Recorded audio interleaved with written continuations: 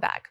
The organization National Retail Solutions partnered with the Bodega and Small Business Group, along with several other independent retail store owners in New York, to combat crime. In response to several robberies in Staten Island, Washington Heights, Queens, and the Bronx, the NRS plans to donate panic alarm systems to bodegas across the 5 boroughs at no cost. The Director of Community Relations, Ricky Shah, and the Director of E-commerce Solutions, Joshua Korman, join me to discuss their efforts. Thank you both so much for joining me. Thank you for having us. Thank you for having us. Now, Josh, can you tell me a little bit more about the National Retail Solutions organization? Sure. So National Retail Solutions is the leading provider of point of sale, commonly referred to as POS systems, to small independent convenience stores, bodegas, and they're referred to by many different names in different regions. Here, obviously, bodegas. Our guiding philosophy and underlying mission statement begs the question, how can we support these small businesses through straightforward, robust, and affordable technology solutions? Before many of our customers had the POS, they were typically using old Casio registers, lock boxes, even cigar and shoe boxes to run their operations in their store. So having the POS and having this technology solution really helped revolutionize how they do business, and as well help to keep them competitive in an ever more competitive environment, especially with many of the much bigger names out there, 7-Eleven, Circle K's. These stores really need that competitive advantage. And I think really one of the most important components here is many of our customers are first or second generation immigrants, and they took a big chance launching a store and launching a business in this country, and they really do everything in their stores. They are product managers, they are HR, they are chief cook and bottle washer, and they really are entrepreneurs, and they need the support and they need the help of these big business organization tools, such as our POS and many of the other solutions we offer. And ultimately, these are the things that really help keep them competitive. As well, one of the most important components of what we do is the relationships we create. Many of our sales channels and sales team are from the communities in which they serve and in which the customers are in. So they have a deep relationship with customers, and I've visited many stores. I see how they interact with them, and it's much more of a friendship than it really is a professional one. Like they kind of know you already, yeah. Exactly. They were discussing family and other things related to the community much more than they were even discussing business. So that's how we really, try to operate NRS, and those are really the values that we have. Now, Ricky, what have you noticed regarding the robberies affecting bodegas across New York City? So sadly, with the robberies, they don't care where you are. For them, it's, I just want to grab something and go. Right now, a lot of robberies are people are in danger, not just the customers, the employees. A couple employees were shot, some were beaten. Now, some customers have been approached, but luckily they have not been harmed. But it's just, we don't want to see anybody get hurt.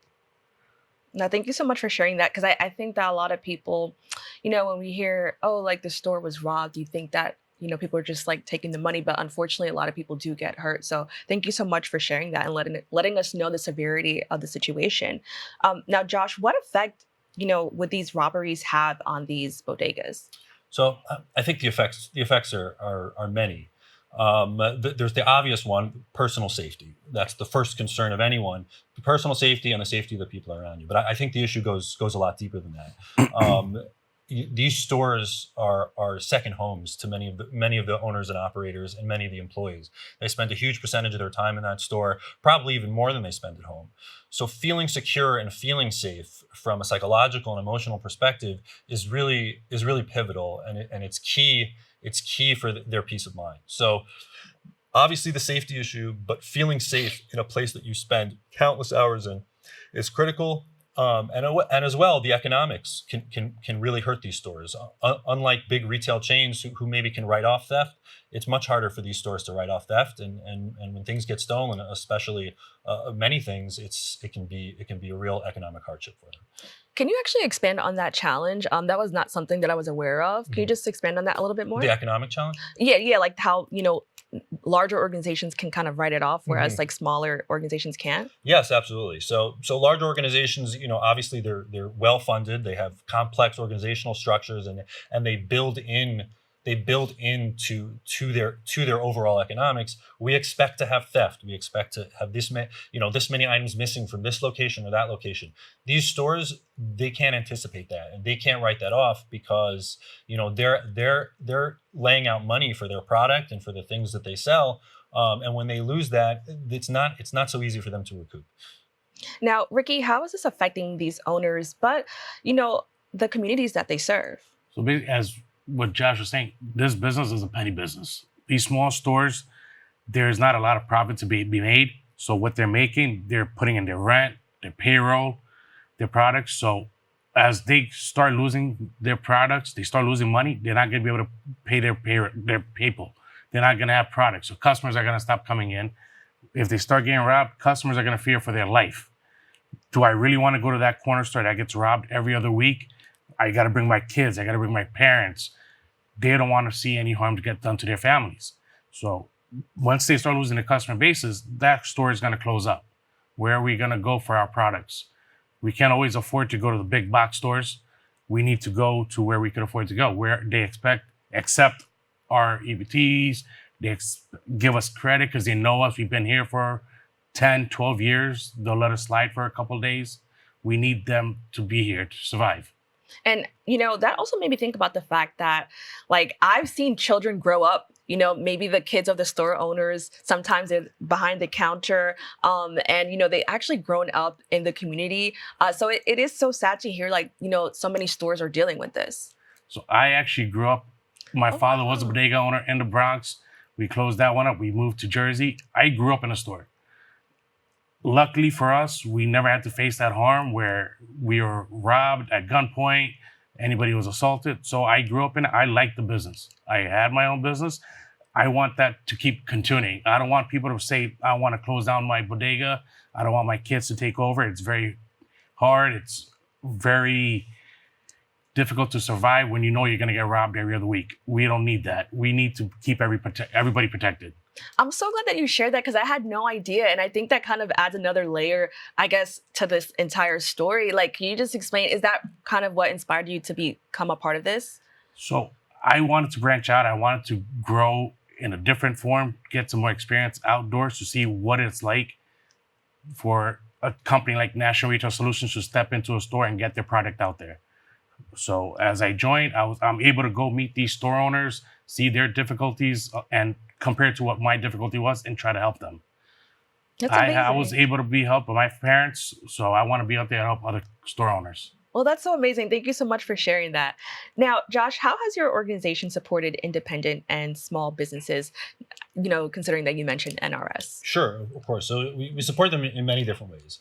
Obviously, what we're here today to talk about, the panic alarm, is one of our newer features in which we're really trying to help. But we do support them in many different ways. We have roundtables where we invite merchants to come and speak about issues they're having, and then we think of ways we can solve them. We have tons of products and services which are specifically geared towards small, independent type of retailers. So every product and service we ever come up with is always with that primary philosophy in mind. How can we help you run your store better? How can we make you more efficient? How can we make you competitive? And serving, to an extent, an underserved market, an underserved slice of the market. We have things like we just launched an e-commerce solution, which kind of fits into the same vein as the POS. How can we help these merchants now compete online? We have a funding department.